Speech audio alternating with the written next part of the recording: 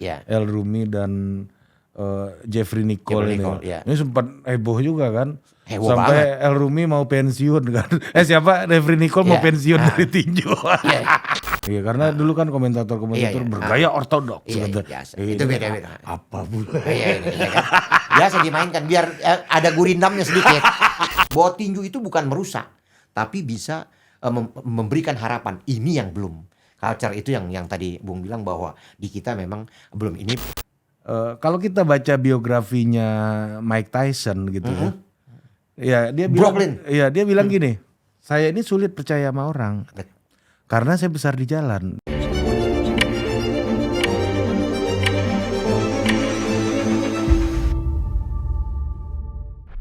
Oke, kembali lagi di The Authority dan hari ini gue menjalankan perintah sebagai Wasekjen Perbati.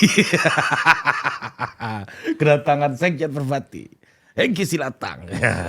Karena ketumnya kan nggak terlalu expert di dalam bidang konten tinju kan, Om. Beliau kan kehebatannya mengelola merah putih ini kan. Betul sekali. Betul sekali. Sebenarnya bukannya nggak kompeten, dia kompeten, tapi dia kasih yang tua-tuanya dulu kan. Yang muda nanti ada bagiannya dia bilang gitu.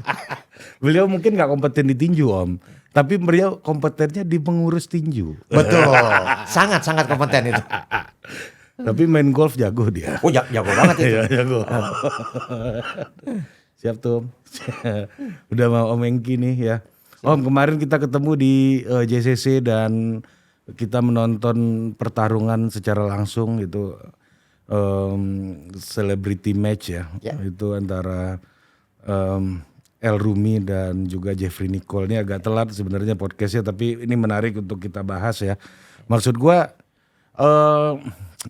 apa sih yang membedakan tradisi celebrity match itu dengan profesional tinju atau tinju amatir? Kalau tinju amatir itu kan bukan definisinya sama nggak kayak sepak bola amatir yang mereka itu bukan full timer atau profesional boxer gitu ya. Mereka nggak full time boxer, cuma part time, makanya disebutnya sepak bola amatir gitu. Atau kelasnya mungkin di liga, misalnya gini, Liga Portugal tuh ada 5 divisi misalnya di sepak bola. Divisi 1-2 itu profesional, divisi 3 semi pro, divisi 4 hitungnya amatir. Nah ini tinju amatir, tinju selebriti, tinju kelas berat, ini bedanya apa sih, Om? Jadi gini, kalau amatir itu adalah tinju yang biasanya tidak dibayar. Oke. Ya kan? Tapi kalau misal amatir itu tidak dibayar, dan dia biasanya membawa nama daerah atau misal nama sasana, dan dia tidak memakai, kalau amatir dia pakai baju. Oke. Dia pakai baju atas bawah, celana dan baju. Ya. Sedangkan profesional, itu biasanya petinju profesional, itu dibayar. Ya. Tapi bukan berarti petinju profesional lebih baik daripada petinju amatir, tidak. Oke. Tidak menjamin. Jadi divisi itu di tinju di amatir ada levelnya memang. Ya. Mereka ada yang kelasnya kelas mereka adalah misalnya level nasional sampai internasional. Ada kelasnya pertandingan itu ada kategorinya. Ya. Ada namanya Platda misalnya levelnya itu daerah. Ada namanya semi nasional sampai nasional dan baru internasional. Tinju amatir, petinju-petinju yang baik biasanya itu membawa satu daerah ada kejurnas, kejuaraan nasional untuk khususnya di amatir. Sedangkan tadi kalau cerita profesional itu yang dibayar. Kadang-kadang petinju profesional banyak di kita itu yang kita sayangkan adalah petinju profesional tidak melalui amatir, meskipun itu tidak SOP. Tapi kalau ada dasar dari amatir, masuk profesional itu biasanya lebih menjanjikan. Tapi tidak semua. Tapi kalau saya lihat hampir juara-juara dunia itu kebanyakannya dari amatir. Contohnya adalah misalnya kita Indonesia. Indonesia kita tahu Eli Pikal, mantan juara amatir. Kita tahu yang namanya Chris Don, mantan juara amatir. Oh, Chris Don dari amatir ya dulu. Kita tahu yang namanya Daud Jordan, itu adalah petinju amatir. Jadi basic amatir itu adalah pembelajaran untuk jenjang yang lebih tinggi. Jadi kualitasnya pun, mau cerita Mike Tyson pun dia dari amatir. Nah, definisi dibayar atau nggak dibayar nih gimana maksudnya? Ya kalau misalnya itu si bos kemarin bagi-bagi duit juga. Itu reward. itu ceritanya. Meskipun kadang-kadang yang dibayarnya lebih besar di amatir daripada di profesional. Apalagi punya bos yang kasarnya ringan tangan nih. Komitmennya luar biasa. Komitmen merah putih ya. Begitu sudah cerita merah putih bos ini, langsung di jab itu semua anak-anak. Jadi anak-anak itu langsung semangat. Ini Ini ketua baru dapat nih begini, anak muda yang dikit-dikit kita kena pukul. Pukulnya maksudnya dompetnya jadi ada isi mereka. Dipukul pakai Soekarno-Hatta kan, Kira-kira begitu. Pedih-pedih dikit kan seneng kan. Seneng banget. Dan itu yang komennya dari semua para petinju seperti itu. Jadi profesional sama amatir bedanya itu. Sedangkan selebriti ini adalah memang sebenarnya bagus adanya tinju-tinju selebriti seperti yang kemarin kita lihat pada pertandingan Rumi melawan Jeffrey Nicole. Itu animonya sangat luar biasa, packagingnya juga dilakukan oleh promotor, Sultan juga ini cukup baik, sehingga cikal bakalnya orang bisa senang dulu dengan tinju. Dari senangnya tinju tersebut bisa dia nanti ikut. Oh, ini fun football lah ya? Iya, semacam itu, senangnya tinju itu. Dan tidak semuanya petinju yang misalnya selebriti ini, misalnya member, misalnya dijulukin kita kan member-member itu, dia tidak baik. Ada juga petinju yang baik. Misalnya contoh dulu ada petinju dari member, ya kan? Dia bisa menjadi Haidar namanya, Haidar Ali. Dia pernah menjadi kejurnas. Kebetulan saya ada di situ, saya lihat langsung. Jadi bisa saja petinju dari misalnya selebriti itu bisa menjadi petinju yang baik kalau dia berlatih dengan fokus dengan baik, bisa muncul menjadi petinju yang baik. Nah, ini kategorinya yang bisa masuk selebriti ini siapa, yang bisa masuk amatir ini siapa, yang bisa masuk profesional ini apa syarat-syarat objektifnya untuk setiap sebenarnya spektrum kalau mau ini? masuk amatir nggak ada masalah. Pokoknya dia berbadan sehat. Oh iya, kalau bisa sih, kalau misal orang mau berlatih usia berapa aja bisa, namanya mau cari kesehatan. Tapi idealnya memang kalau mau basicnya bagus itu biasanya dari usia misalnya 12 atau 10 tahun. Itu berlatih dengan baik, itu nanti ada jenjang. Ada yang namanya, kalau dulu tuh ada mini junior atau junior. Ada yang namanya youth, baru nanti senior. Jadi kategori itu ada. Jadi tidak bisa petinju-petinju yang sekarang kebanyakannya ada yang masuk profesional, dia tidak pernah jenjang amatir. Begitu dia main di profesional, lawannya sudah mapan, sudah punya basic. Ini yang bisa membahayakan si petinju. Ini yang kita mesti kerjasama antara amatir dan profesional. Ini yang coba dibenahi dengan adanya ketua kami dari Pak Raid Julhams ini untuk yang namanya Perbati. Dan Perbati itu sudah diakui oleh IOC, sudah diakui oleh World Boxing, Asia sudah diakui, dan NOC juga sudah diputuskan. Jadi memang secara aturan, secara ADART dimanapun juga itu ADART KONI, pemerintah itu sudah ada. Adanya satu badan misalnya satu cabang olahraga, dia mesti mempunyai IF atau International Federation. Itu yang PSSI, FIFA. Moga-moga gitu mereka ini misalnya yang mendengar ini juga orang-orang yang ada berkecimpung di area itu bisa tahu juga, dan Menpora juga pasti nanti dengan bisa tahu sebenarnya bisa yang mana yang paling terbaik buat kepentingan Merah Putih, bukan kepentingan sekelompok misalnya kelompok-kelompok yang lain. Ini pada ujungnya kan soal Merah Putih kan. Betul. Ini. Nah, Om, kalau kita lihat kemarin Om Engki ya, berarti kan yang profesional nih orang yang udah hidup dari tinju dibayar, kalau yang amatir ini jalur prestasi lah kira-kira tadi dari Om Engki jelaskan, yang mengikuti berbagai macam kejuaraan-kejuaraan di berbagai macam level gitu ya. Nah, yang tadi selebriti itu yang kelas fun lah ya, yang untuk membuat kecintaan orang pada tinju itu target-targetnya ya. Nah, pertanyaannya Om, kenapa Filipina bisa punya Manny Pacquiao padahal kita kan nggak jauh beda sama orang Filipina? Itu dia. Pembinaan itu mesti berjenjang.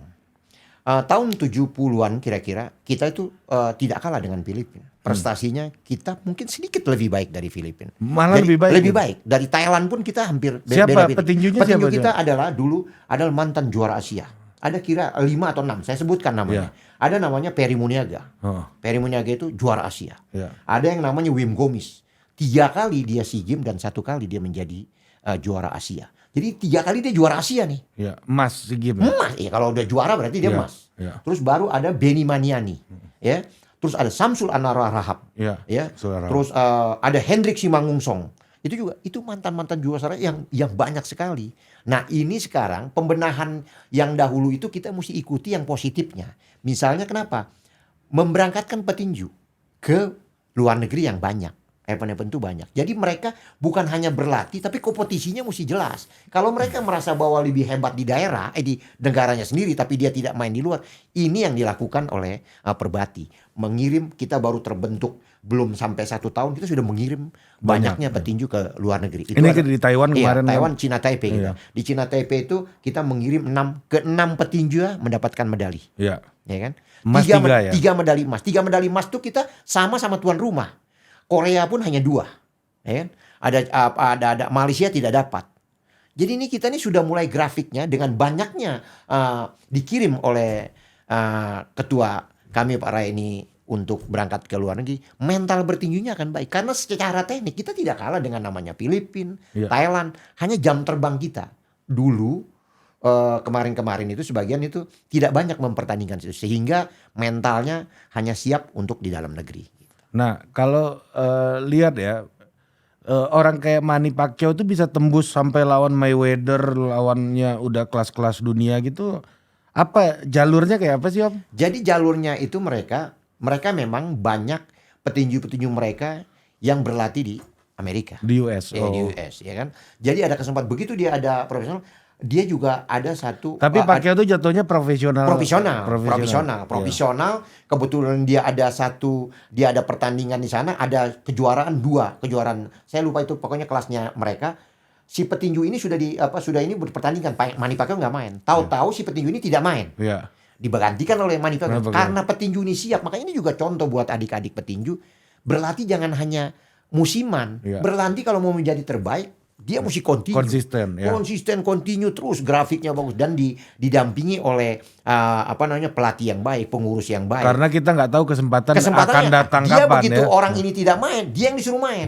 Begitu dia suruh main, dia ambil kesempatan itu karena dia persiapannya matang dan muncul dia sebagai ikonnya tinju dunia dan terutama satu-satunya orang di Asia Tenggara yang bisa merebut gelar sampai 8 kelas itu adalah termasuk Manny Pacquiao. Kebanggaan juga buat Asia Tenggara, tapi jangan kebanggaan buat mereka saja. Indonesia ini seperti apa? Itu yang kita coba untuk. Apa kekuatan orang Filipina menurut Om? Kekuatan orang Filipina banyaknya bertanding. Perhatian karena di sana cabang tinju itu adalah cabang olahraga yang utama. Iya kayak basket kan. Kalau mereka sini, tinju sama basket yang paling basket utama. sama main. Kayak kita misalnya bulu tangkis lah. Kira-kira bulu tangkis seperti itu di kita. Maunya kita seperti itu juga. Misalnya contohnya Ketum Raya tadi sama Daud Jordan datang ke sekolah, ke SMP, SD atau SMA, itu membina. Kalau perlu ada kurikulum yang masuk high school bahwa tinju itu bisa bermain. Karena kalau tinju itu pembenahan tinju itu lebih mudah. Karena orangnya tidak terlampau banyak. Kosnya juga tidak seperti main bola, yang bergu ya kan. Apalah cabang bergu kan kosnya medalinya hanya 1. Kalau tinju bisa banyak. Contohnya seperti renang, seperti atletik itu kan banyak. Sebenarnya pembenahan itu yang perlu kita benahi. Dan tinju ini kan sebenarnya seorang petinju itu untuk level tertentu itu kemampuan analisisnya yang jauh lebih penting kan sebenarnya, karena fisik kan semuanya punya kemampuan fisik mau nggak mau. Saya pernah coba latihan boxing ya, itu pemanasannya aja udah capek banget kita kan. Betul. Kan semua petinju kan pasti fisik itu udah syarat wajib lah itu. Mandatori ya. Mandatori itu. Nah yang membedakan kan kemampuan mereka menganalisis dan memanfaatkan style mereka, memanfaatkan kekuatan mereka dengan style apa, strateginya seperti apa. Itu yang jauh lebih penting kan sebenarnya kan. Yang paling utama satu adalah mental bertanding. Jadi fisik itu nanti bisa ditunjang dengan, kalau misalnya fisiknya bagus, mentalnya kerupuk, nggak bisa dia. Jadi mentalnya dibenahin, baru nanti fisik itu nanti akan tumbuh. Dan yang tadi, ini sekarang yang idenya Ketum Rai ini, kenapa? Memberangkatkan orang ini ke banyak kayak event luar. Apa yang dilakukan oleh yang namanya India. India itu dulu sama kita ketinggalan tinjunya. Kita lebih bagus dari India. India membuat mengirimkan petinju itu dalam 1 year, 1 tahun itu bisa 15 sampai 15 kali dia kirim ke luar negeri. Jadi petinjunya siap pakai dan sekarang sudah Olimpiade dapat medali. Olimpiade mereka masuk. Kita udah ketinggalan jauh sama mereka. Padahal dulu dia belajar dari kita gitu kasarnya. Maksudnya kita masih bisa lebih baik dari dia. Ini kan adalah contoh-contoh yang mesti dibenahi dengan adanya orang yang tadi manajemennya bagus, dia tahu bagaimana untuk memprogres bahwa atletnya akan menjadi bagus, yaitu banyaknya kompetisi di luar. Itu sangat baik. Kita masuk ke tinju fun ini Om. Yang kemarin El Rumi dan Jeffrey Nicole ini. Nicole, ya. Ini sempat heboh juga kan. Heboh Sampai El Rumi mau pensiun kan. Siapa? Jeffrey Nicole mau Ya. pensiun dari tinju. Ya,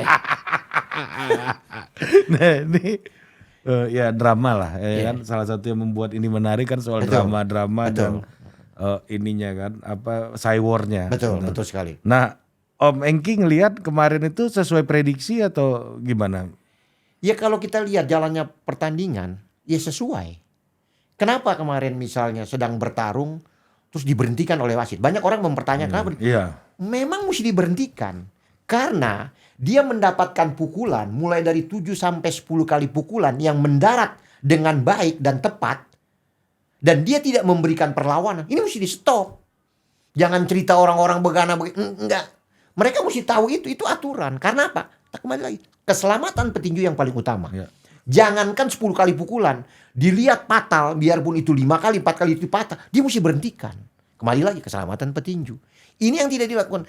Jeffrey Nicole kalau kemarin saya lihat strategi yang dilakukan, saya bilang dia kurang tepat. Karena dia lebih pendek. Sedangkan seorang El Rumi dia lebih tinggi. Petinju yang pendek biasanya tidak SOP, tapi kebanyakan dia akan mendekati yang tinggi. Dengan pertahanannya yang baik, tangannya selalu rapi di atas. Tapi kemarin tidak terlihat. Iya. Seorang Jeffrey Nicole, dia tangannya di bawah. Dengan mudahnya pukulan itu mendarat dengan banyak dan dia tidak memberikan perlawanan. Makanya di stop oleh sang pengadi atau wasit. Itu yang dilakukan. Kalau saya melihat apa yang dilakukan oleh sang pengadi atau wasit itu sangat tepat. Karena keselamatan petinju yang utama. Ini soal rules ya. Iya, soal ini rules. Iya. Dan kedua, sewaktu bertanding, bel sudah berbunyi, tidak boleh yang namanya petinju memberitahu wasit, Pak saya sakit misalnya, saya sakit tangan atau sakit kaki atau sakit mata, nggak bisa. Kalau bel berbunyi yang memberhentikan adalah sang pengendali wasit. Misalnya dia robek, darahnya keluar, wasit panggil, stop kata wasit. Dipanggil, dikasih ke dokter, nanti diperiksa. Dokter begitu periksa, oh dia nih membahayakan. Dokter bilang nggak bisa, wasit stop. Kalau wasit bilang oke, masih bisa main, baru wasit bilang. Tapi itu dari dokter. Judgementnya wasit. Iya. Kan? Semuanya. Jadi bukannya orang ini kenapa kok masih bisa kok main. Nah, dia mungkin apa aja. Mungkin dia mesti banyak tahu tentang tinju, ya kan? Bukan saya tidak membela salah satu, tapi saya bercerita tentang rule tinju yang baik, bagaimana aturan yang baik, itu yang saya bicara. Jadi tinju ini batasnya sama violence sama kekerasan di mana? Nggak, kalau itu tidak, kalau violence lain, kalau misal kekerasan, kalau kita kan semua ada aturannya, ada seni. Tinju itu sebenarnya art juga, seni. Bagaimana bertinju. Kita ingat bagaimana seorang Sugar Leonard, seorang De Greates Muhammad Ali, Bang Ali mau memain, ritmenya pun diatur. Iya, Jadi seperti betul. kayak main-main tapi orang menyukai dengan cara bertinju yang satria. Iya. Satria tinju itu satria di bawah dada. Itu ada semacam istilah dari mereka. Satria di bawah dada seni. Dan kita mesti sportif.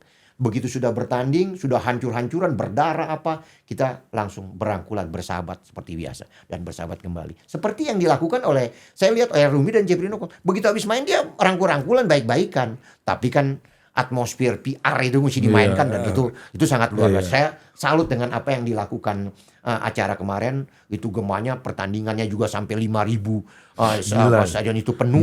Dan itu baru saya melihat baru pertama kali adanya pertandingan yang bisa rame seperti dan itu. jam 11 malam loh itu. Sampai hampir jam 12. Iya. Kebetulan saya juga ada di situ pas sebagai kan, komentator. Om kan di situ lagi dinas kan. Iya, makanya jadi itu yang ini bagus lah dengan adanya pertandingan itu. Saya rasa nanti petinju-petinju yang memang sudah petinju akan lebih semangat, sedangkan yang baru senang akan simpati. Karena yang datang pun biasanya petinju dilihat adalah menengah ke bawah. Kalau yang saya lihat kemarin menengah ke atas. Jadi sudah wangi-wangi nih. Yang dulu misalnya dianggap nggak wangi, ini wangi semua. Ini kan bagus gitu tanggapan yang dilakukan. Nah kita pengurus misalnya Perbati menangkap itu, kita mencoba juga berkolaborasi, bekerja sama untuk bisa melahirkan petinju-petinju kembali lagi yang mau bilang merah putih. Itu yang utama. Nah, kalau kita menganalisis ya dari ini pertandingan sependek itu bisa dianalisis nggak sih? Kan pendek banget pertandingan yang nggak nyampe 1 menit kan itu kan? Kalau tinju tidak bisa kita misalnya kita analisis itu berapa menit akan jatuhnya tidak bisa. Enggak, maksudnya dari hasil kemarin kan pertandingannya kan iya, pendek. 38 detik doang kan. Itu gimana nganalisisnya Om? Melihat kekuatan dan kelemahannya segala macam, keputusannya yang salah atau apa? Oh keputusan kalau saya bilang kemarin keputusan sangat tepat. yang dilakukan Enggak, oleh. keputusan petinjunya maksudnya. Ya kalau misalnya bertinju itu memang kalau misal sudah keputus, ya Erumi yang lebih yang di sini kan sekarang kan yang benar-benar tepat apa yang dilakukan adalah Erumi. Sedangkan yang menderita kekalahan ya El Rumi apa menurut Om yang tepat dilakukan kemarin? dia melihat kesempatan itu ada, langsung dia selesaikan secepatnya, dan dia tetap menjaga jarak awalnya. Karena dia tahu dia posturnya lebih tinggi. Karena awalnya saya memprediksi akan ketat. Kalau ketat ada dua.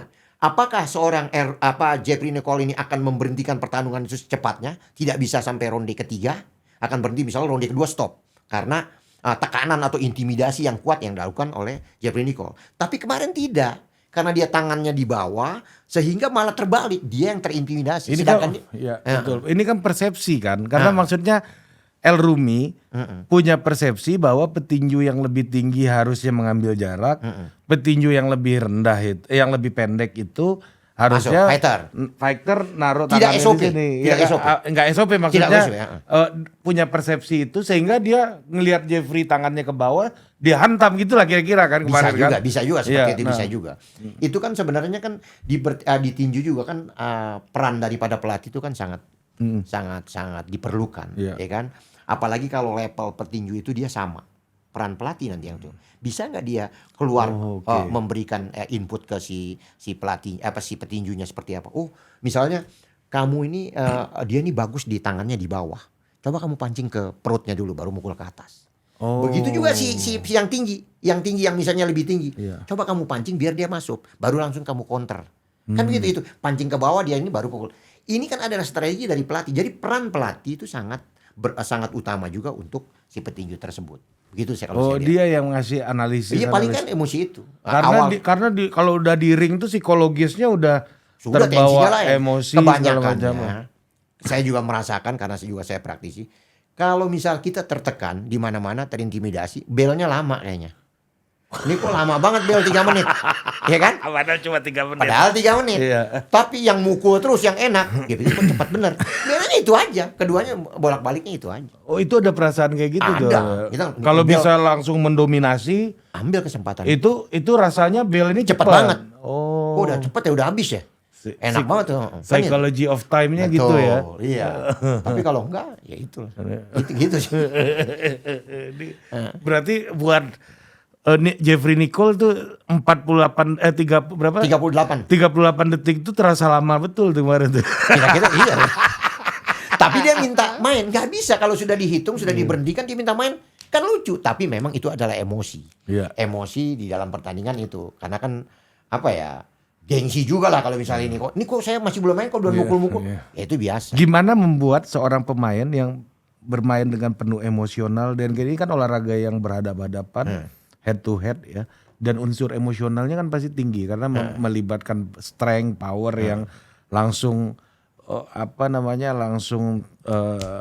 benturan lah dengan tubuh gitu ya. Itu membuat mereka tetap logis, rasional itu apa yang dibutuhkan? Itu adalah ketenangan, fokus dan bisa mempelajari. Itulah yang tadi peran pelatih juga. Selain petinjunya punya kejelian juga peran. Oh, kapan waktunya dia memukul. Jadi bertinju itu kalau saya bilang dia mesti pintar memukul dan pintar menghindari pukulan. Ya kan? Kalau kedua ini dapat udah aman. Dia bisa menghindari pukulan, dia bisa memukul. Jangan ada juga yang pintar menghindari pukulan tapi dia nggak mukul, percuma. Nggak ada poin yang dilakukan. Ini yang perlu diketahui oleh para petinju yang ingin mencari prestasi atau yang mau entertain juga, itu yang dilakukan. Nah, kalau sekarang pelatih tinju itu yang paling mewarnai dunia itu kalau di sepak bola misalnya dunia lagi tren tiki taka, ini pelatih Spanyol yang paling banyak gitu. Kalau sekarang apa di dunia trennya? Kalau di profesional yang terkenal ya pelatihnya Manny Pacquiao. Freddie Roach dari Amerika. Dari Amerika, ya kan, Freddie Roach yang itu, ya kan. Freddie Roach ya dia banyak menangani petinju dan cukup baik. Ya. Itu ada perbedaan nggak, misalnya Amerika ada yang dari Eropa ada perbedaan. Uzbek kan juga kan. Sangat bagus. Di amatir sekarang yang paling hebat adalah yang paling punya prestasi paling tinggi adalah Uzbekistan. Ya, ini 5 medali emas yang didapat oleh Uzbekistan di Paris kemarin 2000. Kebetulan saya langsung nonton tuh finalnya. Di Paris itu saya melihat bahwa luar biasa. Amerika aja dia hanya dapat 1 misalnya. Kuba juga hanya itu, padahal mereka rajanya Tinju, tinju dominan dunia ya. di amatir. Hegemonnya. Tapi kemarin itu Uzbekistan yang ambil semua 5 medali emas dari kepalan petinju-petinju Uzbekistan. Dan ini juga bisa kita contoh karena secara kalau petinju-petinju Eropa petinju-petinju Eropa misalnya Eropa Timur atau Eropa, kebanyakan petinju itu bergaya boxer. Tinggi dia, dengan tinggi-tinggi ini putih, dia pukulannya lurus yang banyak. Sedangkan petinju dari Amerika, misalnya dari Amerika, itu dia biasanya seninya lebih enak. Dia bisa dua-duanya, counter boxer atau apa. Sedangkan petinju Meksiko kebanyakan fighter. Berkelahi dia, datang jemput bola. Meskipun petinju itu tinggi, petinju Meksiko dia lebih menyukai jual beli pukulan atau baku cabut. Dia cabut dia kanan kiri, itu yang dilakukan oleh para petinju Meksiko. Jadi style bertinju itu. Kalau Uzbek itu boxer. sekarang perpaduan dia. Counter boxer sama juga fighter. Jadi dipadu sama dia, dan sekarang hasilnya kiblatnya tinju dunia untuk amatir ya Uzbek. Kalau dulu Amerika. Dulu Kuba. Dulu Kuba. Kenapa Kuba bisa? Kuba kan dulu kan memang kan cabang olahraga itu adalah termasuk cabang olahraga utama, dan dulu kan Kuba itu kan tidak solusi masuk ke prop, nggak boleh dulu. Kan kayak negara komunis begitu kan, nggak boleh. Akhirnya sekarang sudah terbuka. Prop nggak boleh, prop itu apa? Profesional. Profesional nggak boleh. Akhirnya dia amatir. Akhirnya sekarang sudah boleh kan, jadi lebih banyak petinju-petinju ini. Dulu Kuba nggak ada duanya untuk tinju, dan kita banyak juga berlatih ke Kuba petinju-petinju Indonesia. Sekarang kita mencoba untuk banyak berlatih ya gudangnya itu mungkin ke Uzbekistan. Nah, ini kan satu tinju tapi dimainkan dengan berbagai macam cara, dan karena masuk ke dalam berbagai macam culture kan, ya. Betul. Kan? Nah, menurut Om Hengki ya, dari semua culture dari negara-negara ini tinju nih kan yang paling ini kan kemarin dulu Kuba ya yang paling mendominasi di amatir kan. Yeah. Apa yang membuat ada pasang surut dalam style bertinju itu menjadi tren dunia? Apakah karena memenangkan turnamen tertentu, misalnya ya Uzbek menang nih, akhirnya semuanya jadi kayak Uzbek tinjunya, atau gimana sih biasanya tren itu terbentuk dalam tinju? Sebenarnya nggak seperti itu juga, ya kan? Kalau pelatih yang jeli itu mesti mengetahui apa tipe-tipe petinju ini, ya.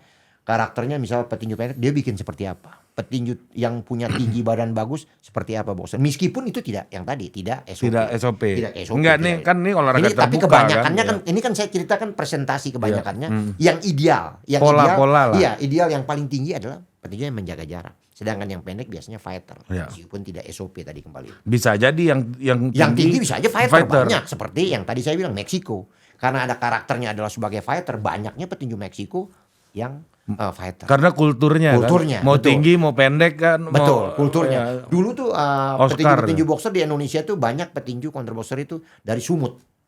Dari Medan, ya kan? Zamannya Om Paruhum Siregar, ya kan? Baru munculnya banyak. Banyak petinju dari NTT, misalnya dari NTT atau dari mana, itu petinju yang fighter. Itu yang dilakukan. Nah, ini kan sebenarnya daerah-daerah nih sekarang. Kuba itu fighter juga ya? Counter boxer juga. Counter boxer. Itu bedanya apa? Coba definisi dulu. Counter boxer itu bahasa manusia counter boxer dulu. mempinting, misalnya memancing, langsung dia lakukan counter. Namanya counter. Counter serangan balik. Serangan balik. Counter attack dah kalau bola itu. Kira-kira seperti itu. Sedangkan fighter, ya dia masuk, mendekati, masuk ke kanan. Dan kebanyakan petinju yang pendek, ya petinju yang fighter, dia mempunyai pukulan pendeknya lebih bagus. Yaitu uppercut dan hook. Sedangkan petinju boxer kebanyakannya tidak SOP, dia pukulan lurusnya, jab straight-nya tajam. Polanya lah ya. Dia keluar masuk. Karena untuk jarak orang itu tidak masuk. Itu sebenarnya seperti itu. Dan kita ini kan sebenarnya kan perbedaannya kan banyak. Daerah ini bagaimana? Sebenarnya kita bisa ramu. Jadi kita bisa semuanya sebenarnya. Ada yang gaya boxer, ada yang gaya fighter, ada yang semi, ya kan, bisa dua-duanya. Boxer ini gimana boxer? Boxer ini ya tadi boxer ini yang nari kayak Muhammad Ali, keluar jauh. Dia tidak mau terlampau banyak fighternya, dia menunggu ya, dia tinggal. Itu counter boxer ya? Iya, boxer. Beda sama counter boxer. Counter boxer dia menunggu, dia langsung menekan dan mengcounter. Ya counter attack-nya lebih cepat. Iya, kalau boxer itu seni, dia main panjang. Rally lah ya. Ya gitu, kira-kira begitu. Nah, kalau di Indonesia yang paling banyak petinju dari yang 5 Om bilang juara Asia itu tipikalnya apa? Itu semua dulu dulu boxer kita. Counter boxer. Perry Muniaga itu termasuk counter boxer dengan seniman ring lah. Wim Gomis Itu juga dia agak fighter juga. Ada Samsul Anwar dijulukin bulldozer. Dia pernah mengalahkan Thomas Kan. Iya. Thomas Kan itu adalah juara dunia, legenda tinju, pernah dikalahkan di Presiden Cup oleh yang namanya Samsul Anwar.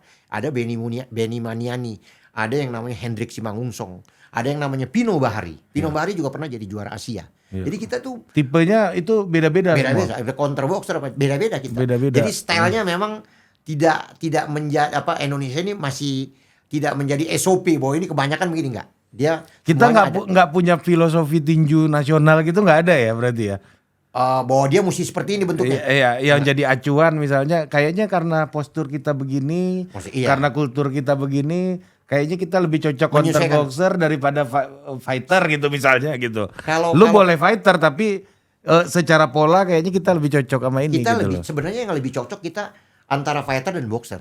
Karena kan banyak petinju kita yang tinggi badannya tidak terlampau tinggi. Jadi counter kurang. Lebih bagus. Counter boxer atau fighter. Dua itu mestinya. Itu mesti diambil. Kalau misalnya boxer jarang dia. Misalnya ada tapi tidak, lebih banyak petinju orang yang luar lebih tinggi dari kita. Kalau dulu istilah ortodoks itu apa maksudnya? Ya ortodok tuh Bergaya ortodok. ya gitu. ortodok tuh sebenarnya bergaya tangan kirinya di depan, ya kan masuk, ya kan. Kalau southpaw itu bergaya kidal, itu southpaw. Oh. Itu aja sih, nggak terlampau. Iya karena dulu kan komentator-komentator Iya. bergaya ortodoks. Iya, gitu. biasa. Ini Itu beda-beda. Apa pula? Iya, kan? Biasa dimainkan biar ada gurindamnya sedikit. Biar ada kelihatan ilmunya. Kira-kira ya gitu. Nggak apa-apa, kan. Kalau nggak gitu nggak sur itu kayaknya. Jangan-jangan gara-gara om komentar ortodok itu kan petinju itu sur kan? Iya, kira-kira. Aku ternyata gayaku ortodok ini bulldozer. kata, Iya kan, kata Om Engki aku Iya. ortodok ya. Iya. Padahal Suraya dia nggak tahu itu orang apa. Iya. Jadi berarti kita kalau Uzbek itu apa counter boxer? Iya, kebanyakannya counter boxer. Karena postur ya. Poster ya.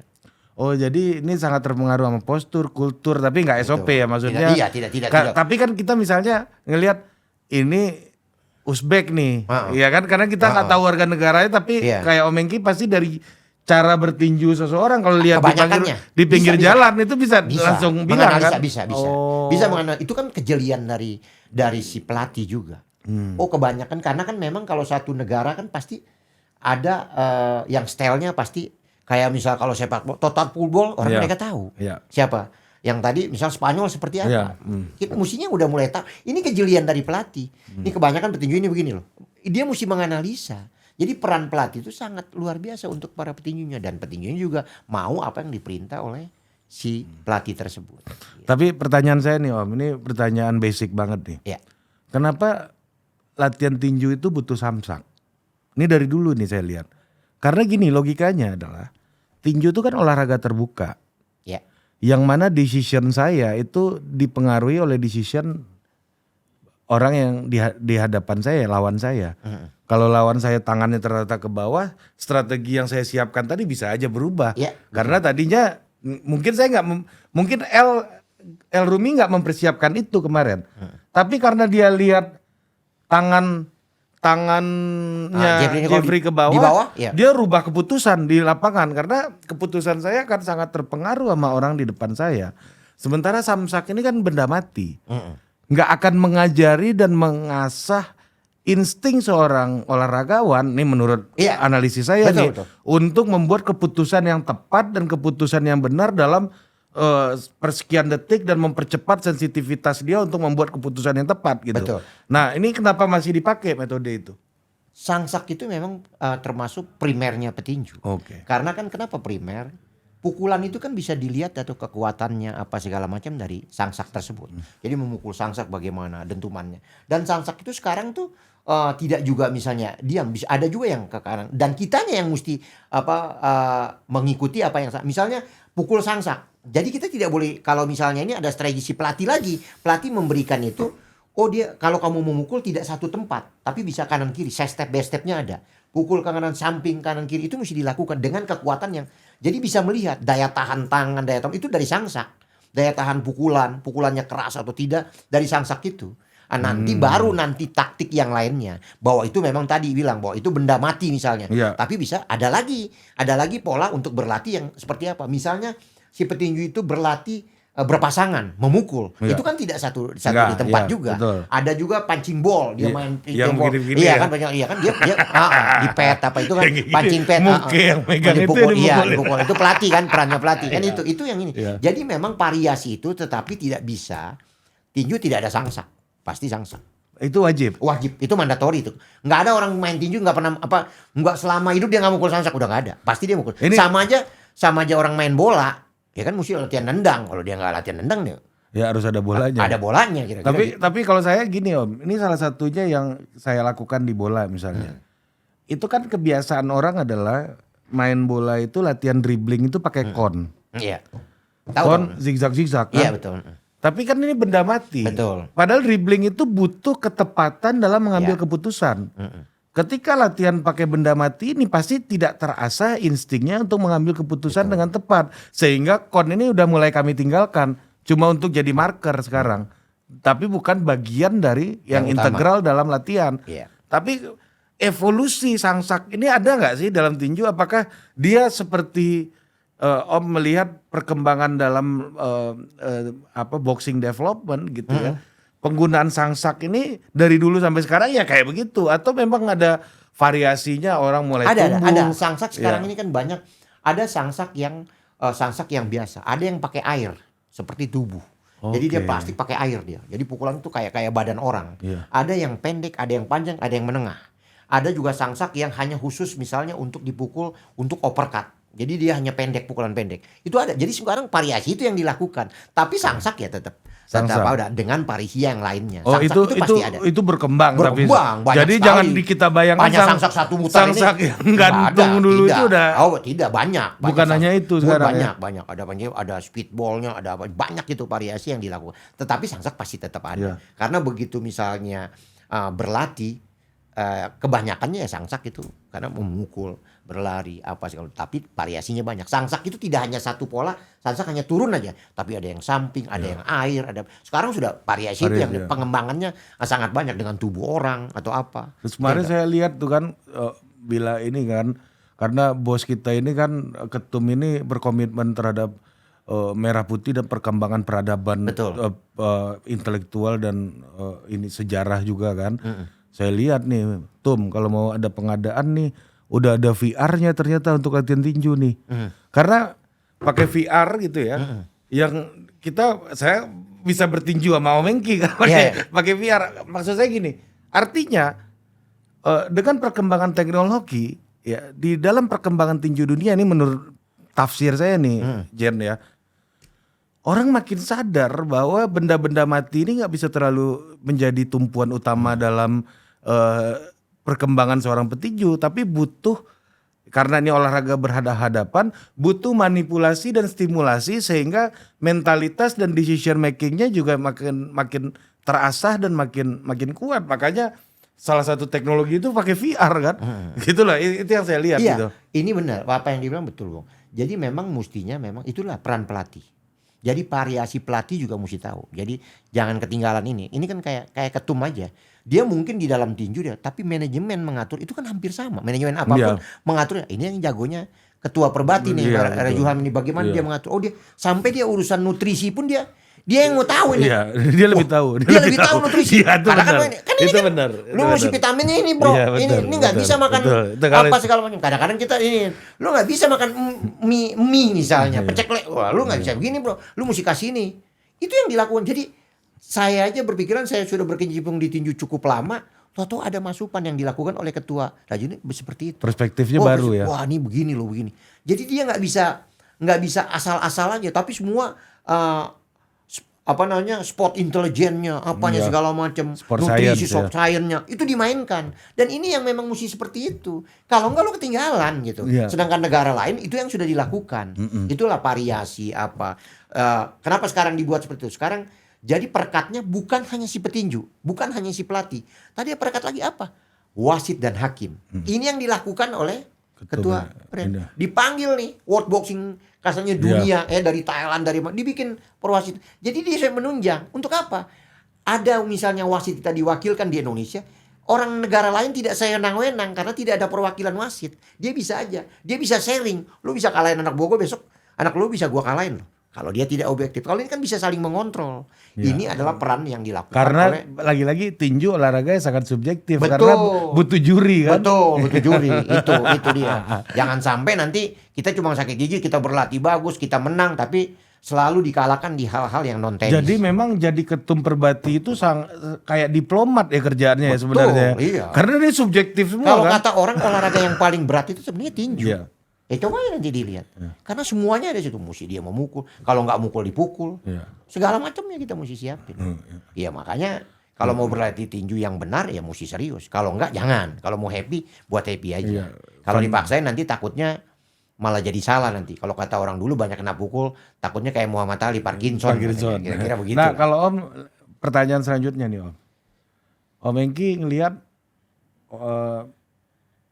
orang tua itu resisten nggak sih anaknya untuk jadi petinju? Sebenarnya mau majunya petinju itu mesti dibantu oleh orang tua. Iya. Itu akan pasti lebih baik. Sekarang ada tuh yang seperti itu. Seperti yang namanya kita yang masih junior. Kemarin dia dapat perunggu di kejuaraan Asia, Polta. Itu orang tuanya dia mensupport sekali. Dari kecil, dari umurnya dari SD sudah didampingi oleh Ini kayak saya nih, misalnya anak saya mau jadi petinju tuh saya agak takut tuh. Enggak, nanti kalau misalnya berarti benar udah tahu, ngeri juga. Malah orang yang akan takut sama anaknya kalau misalnya dia latihan benar. Itu gimana meyakinkan orang tua untuk, kan gini, kalau kita mau bangun kultur tinju, tadi Om Engki juga sempat singgung soal pembinaan, yang pembinaannya satu hal, ini yang diberesin sama Om Engki sama Ketum Rezulham nih. Iya. Sistemnya, perwasitannya, sport science-nya. Ini sebagai informasi ya, Rezulham itu, Ketum Rezulham ini punya personal trainer untuk nge-gymnya dia. Iya. Udah jalan 1 tahun ya. Dia belajar dari jurnal-jurnal, dia jauh lebih pintar dari personal trainernya. Gitu ya mungkin Dia bilang personal trainer gue nggak update nih ilmu terkini, bisa kayak gitu dia. Bisa. Kalau sekarang begitu ya. Dia sehebat itu dia Betul, untuk betul. belajar hal-hal yang sifatnya Iya. akademik dan lain-lain. Ini sistem ini yang Om Engki siapkan. Ya, Cuma kan source of talent ini kan soal kultur nih. betul. Kalau misalnya ya, ini mohon maaf nih. Iya. Kalau anak-anak orang kelas menengah atas kan dia hyperprotektif nih kulturnya sama anaknya. Betul. Apalagi Gen Z Betul, sekarang betul. dibilang generasi strawberry. Betul. Itu yang akan akhirnya itu kan berdampak terhadap keterbatasan dari source of talent. Betul. Mungkin talentnya ditinju banyak tapi sumbernya cuma satu. Iya. Iya kan? Nah, gimana apa realitanya, menjawab realita hari ini yang menurut Om Engki, gimana menurut Om Engki menjawab realita hari ini yang mungkin orang semakin berat untuk melepaskan anaknya untuk menjadi petinju karena ini olahraga dianggap sebagai persepsinya violence di masyarakat gitu. Betul. Sebenarnya kan itu kan ini kan contoh yang dilakukan kemarin ini udah bagus. Yang ada artis misalnya Rumi mau bermain. Ini kan sudah mulai terbuka nih. Karena yang namanya ini kan perlu penjelasan, perlu ada pengetahuan, perlu ada coaching ke orang tua, dikasih tahu bahwa tinju ini di Amerika aja itu adalah cabang utama. Iya. Yang mendapatkan karpet merah itu adalah tinju. Iya. Nggak ada olahraga yang lainnya. Karpet merah itu ada 2 di Amerika itu. Piala Oscar dan tinju. Kecuali misalnya presiden datang atau apa, itu lain. Tapi jadi ini ada kebanggaan. Dan olahraga terkaya itu tinju. Mau dibikin seperti apa? Ini kan pitching ini kan mesti dikasih jelas bahwa tinju itu bukan merusak, tapi bisa memberikan harapan. Ini yang belum. Culture itu yang tadi Bung bilang bahwa di kita memang belum, ini terus yang kita lakukan. Seperti apa yang dilakukan oleh bulu tangkis. Orang semua mau bulu tangkis, sepak bola. Prestasinya mungkin so-so. Belum ada misalnya tinju udah berapa kali juara Asia misalnya. Ya, nggak pernah yang namanya sepak bola juara Asia. Tapi kenapa? Animo. Itu packagingnya. Bagaimana menjelaskan, bagaimana apa. Jadi orang lebih senang di situ. Kalau di bola juga banyak orang cedera lutut permanen gitu kan juga banyak kan. Betul. Ya tetap aja ada unsur violence-nya tetap ada juga kan Iya, di dalam sepak bola gitu Betul, kan. betul sekali. Tapi ini mengalami nggak ini? Maksudnya menurut Om Engki gimana mengatasi tantangan ini nih? ini kita anggap tantangan lah, bukan? Betul sekali. Kalau saya bilang ya itu dia. Sekarang kan cabang tinju ini kan sebenarnya cabang yang secara animo itu cukup baik ya. Selain dari sepak bola, tinju itu Iya. tinggal bagaimana kita bisa menciptakan juara-juara yang terbaik. Seperti zaman dulu misalnya ada Eli Pikal, sekarang ada Daud York. Ini mesti banyak. Dengan itu orang bisa mencontoh apa yang dilakukan oleh Chris John, oleh apa? Bahwa dia di tinju itu bukan sesuatu yang salah. Tapi dia bisa menciptakan ada satu kebanggaan, bisa membawa merah putih, kebanggaan buat keluarga dan mempunyai duit yang banyak. Itu yang kita Ini mesti. kan tinju ini kalau saya ngebayangin ya, Iya. jadinya ini kan kayak orang biasa di mana-mana di Indonesia ini kalau nggak ada polisi razia selalu ada balapan liar, Betul. ya kan? Kalau dia masuk asosiasi dan kemudian dia ikut balapan di sirkuit, dia akan jadi pembalap, gitu kan? Betul. Dia bisa berkarir di situ, mendapatkan hidup di situ. Yang pada dasarnya balapan liar dan balapan di sirkuit ya sama-sama memiliki unsur bahayanya satu Betul. sama lain, gitu kan? Betul. Sama-sama. Tapi di sini ada aturan yang akan membuat mereka bisa lebih hidup dari apa yang mereka jalani. Ada perlindungannya, ada unsur kebanggaannya dan lain-lain kan Betul. Ini yang mesti kita orang-orang tua gitu ya, bisa sampai ke orang tua juga hal-hal kayak begitu kan Iya, sebenarnya. ini yang dilakukan sekarang nih, mesti ada pemerintah sudah mulai awal itu oleh Ketua Perbati Pak Rayon itu sudah dilakukan. Dia sudah mulai Masuk sekolah datang ya ke sekolah-sekolah kayak kemarin kayak tadi kayak SMP 28 terus gimana apa yang diperlukan di situ itu kan ada care-nya, ada sesuatu yang telepatinya. Oh, gue mesti saya bantu nih kayak gini itu. Dan memang di sini mesti ada orang yang ngurusin olahraga nih, banyakannya berkorban untuk merah putih. Contoh-contoh itu coba dilakukan oleh Ketua Raja Zulham itu seperti itu. Ayo kita benahin nih pelan-pelan. Jadi jangan sampai dia sudah lakukan seperti itu, kitanya santai-santai. Kesian kan orang yang udah mau. Karena banyak orang kaya ini banyak di Republik Indonesia yang mau ngurusin olahraga, yang mau care dengan itu juga enggak semuanya. Andaikan pun ada juga mau keluar uang enggak. Nah, ini mau. Ini kita cobalah kita benahin. Moga-moga dengan nawa itu atau niatnya sangat baik yang dilakukan oleh Ketua Raja dengan jajarannya. Tapi strategi Perbati sendiri Om untuk challenge tadi ya udah ada berarti untuk sudah ini. menggeser paradigma bahwa ini violence, ini kekerasan, ya kan? Harusnya ya anak lu nggak ada atau nggak ada olahraga tinju, mereka juga akan violence. Mending dipindahin ke ring biar Kira-kira lebih begitu. ada prestasi segala Ini yang macam akan gitu. dibuat oleh Perbati di bawah ketuanya Pak Rojong adalah kita akan akan membuat pertandingan tinju itu MBC namanya. Apa Tinju itu? bulanan. Oke. Mentoring Boxing Champion. Itu tinju bulanan. Nanti mulai dari SMP atau SD kita lakukan seperti itu untuk menjaring dan sehingga juga kenakalan itu akan kenakalan remaja itu akan kurang. Dan ini juga mesti ada kerjasama semua unsur dari pemerintah, dari aparat yang ada di area itu kita bisa bekerjasama. Jadi ayo kita sama-sama. Itu yang dilakukan itu bisa sebenarnya. Sama Dandim kan, Ya kan? kan aparat itu bisa dan bikin kerjasama. Ini besok tanggal 31 ada acara. Anak-anak muda di situ yang dulu tiap hari tawuran, dia bikin kejuaraan tinju Perbati penjaringan di Jakarta Utara. Wow. Penjaringan, iya di Penjaringan, Johar itu semua di situ.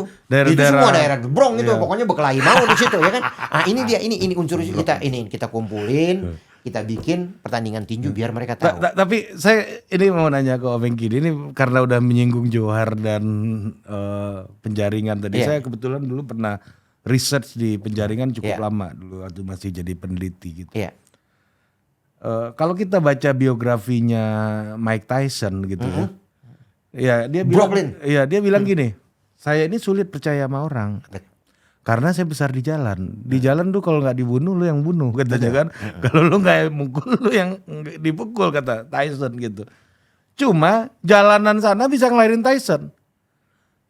Kalau di sini kita kan nggak pernah apa petinju kita juga mantan orang jalanan atau preman kayak Tyson juga nggak kalau yang di sini, atau gimana sih sebenarnya background petinju kita yang ada di sini kebanyakan? Kalau saya lihat tidak, ya.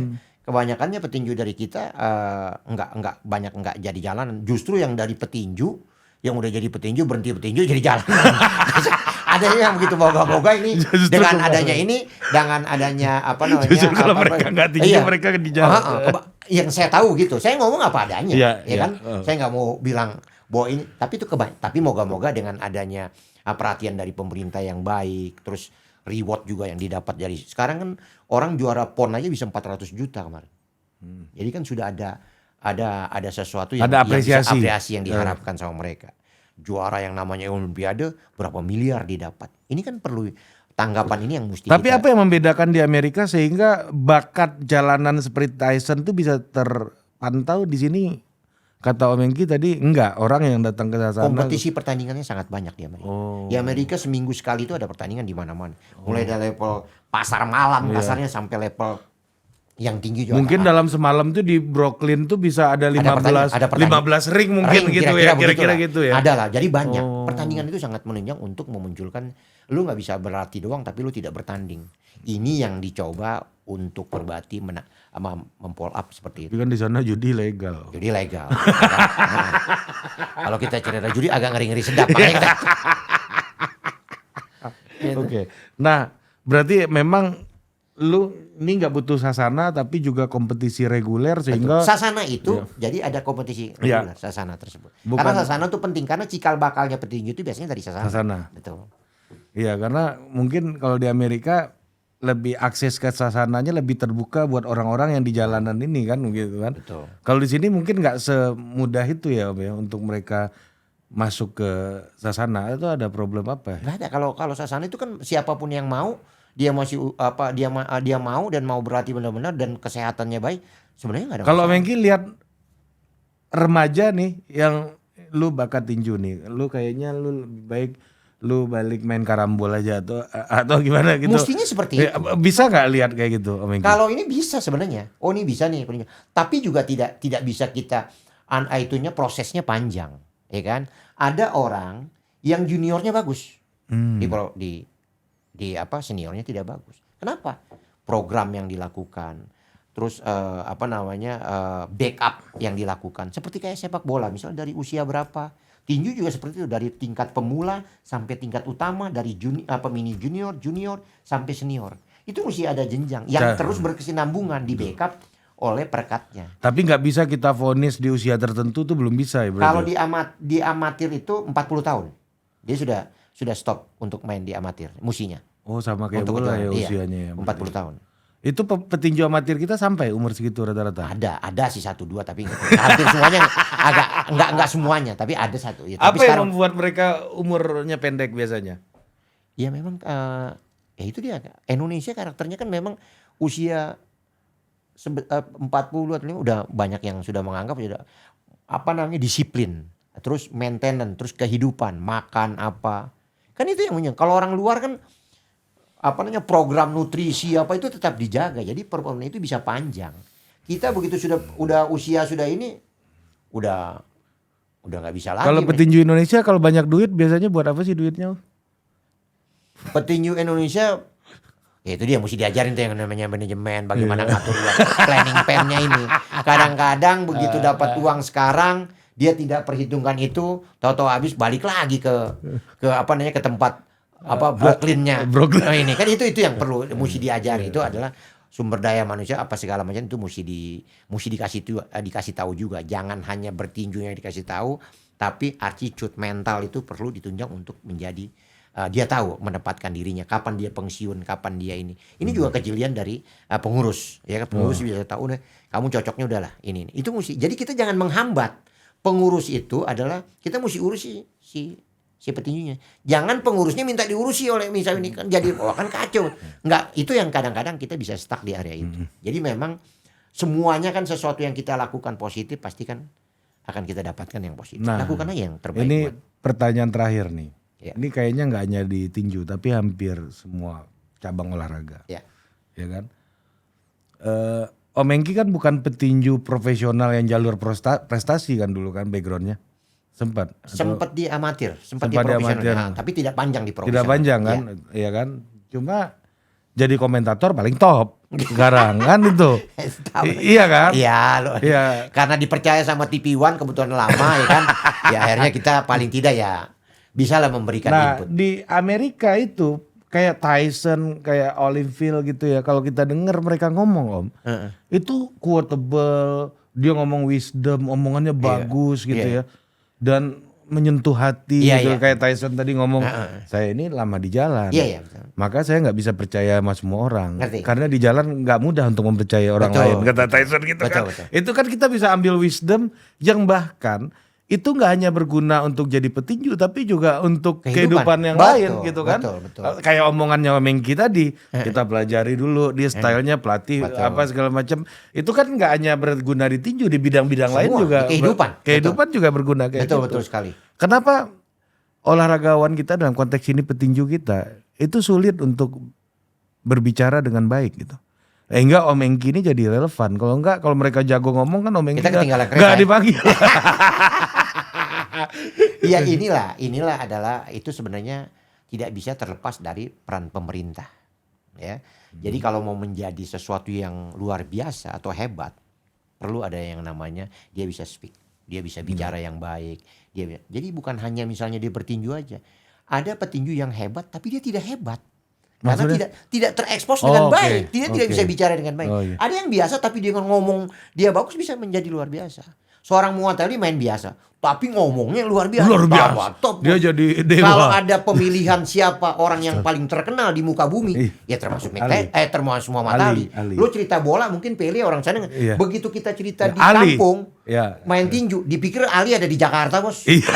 Saking dia ngetopnya gitu. Ini kan packaging itu yang mesti sekarang udah mulai nih, kemarin viral lagi tuh.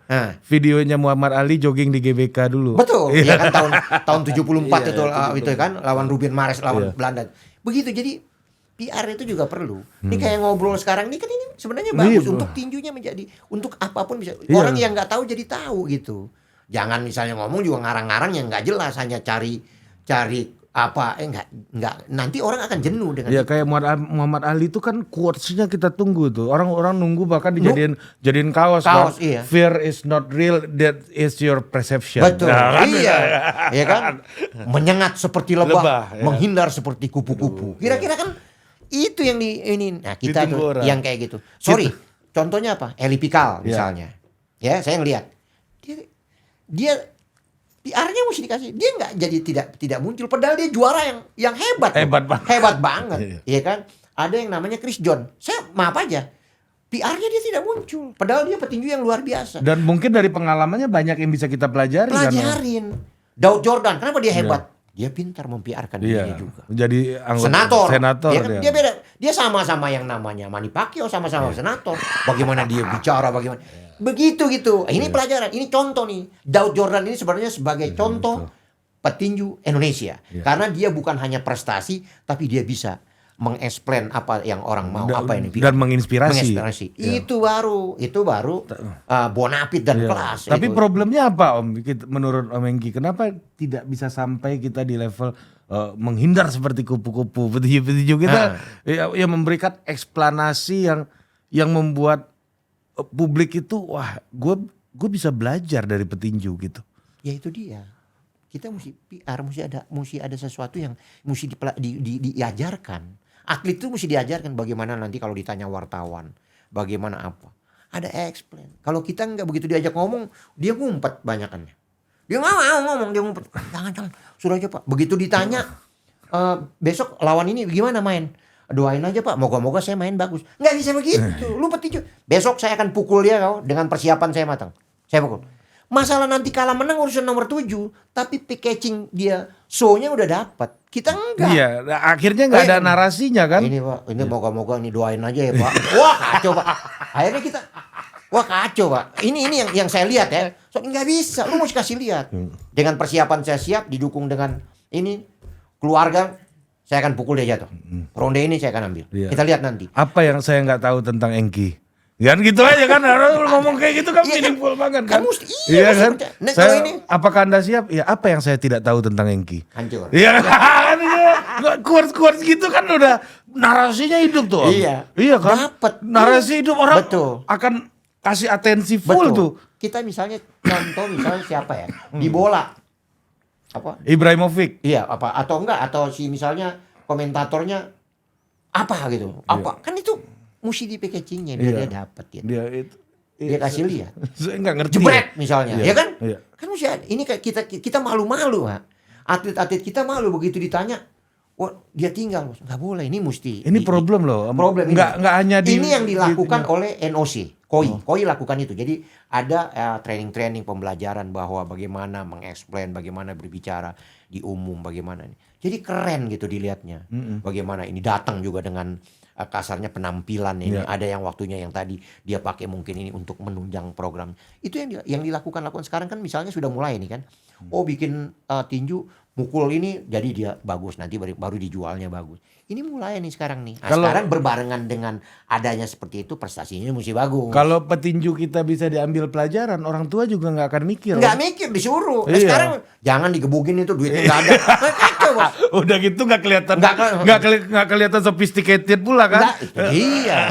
Itu yang ini. Moga-moga lah. Saya jadi bos Ray aja lah. Itu dia. Saya takutnya bos Ray juga kalau bisa terlalu capek begitu. Saya nggak mau tuh makanya ini. Tapi karena mental dia siap. Iya betul. Iya kan? Jiwanya ini untuk merah putih. Dia nggak peduli bos apa yang sudah dia buat untuk baru berapa lama nih ini udah berdenyut sudah kan? nadinya udah kemana-mana, gemanya sudah kemana-mana dengan pengorbanan yang luar biasa untuk merah putih. Ini yang kita mesti aspirasi untuk. Tapi ini PR ya Om ya. Sangat PR. Gimana kita berjuang untuk merah putih kalau yang garis depannya itu nggak bisa memberikan optimisme dan kebanggaan buat yang lain. Sebenarnya kepercayaan yang diberikan ke saya itu inilah rejiun sebenarnya. Karena ini berat sebenarnya. Nggak gampang, orang bukannya mau duduk-duduk enak, nggak ada. Capek bos. Iya. Kalau misalnya kita bisa mengantarkan itu sudah baik, kita diurus istirahat, kita mesti istirahat gitu.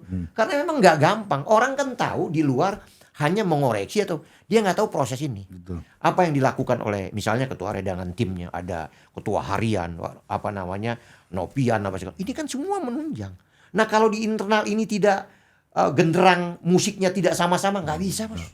Sudah belum apa-apa misalnya ada yang tidak senang dengan ini nggak maju-maju kita. Ayo kita bersatu, ayo kita sama-sama untuk membuat cabang yang kita cinta ini bisa berbicara pada level internasional dan bisa mengibarkan yang namanya merah putih. Itu yang dimaui oleh ketua Rai ini sebagai Ray Julham ini untuk bisa dan juga menginspirasi anak bangsa yang lain ini hanya cerita capek-capek udah stop lah, tapi berbuat untuk merah putih. Paten.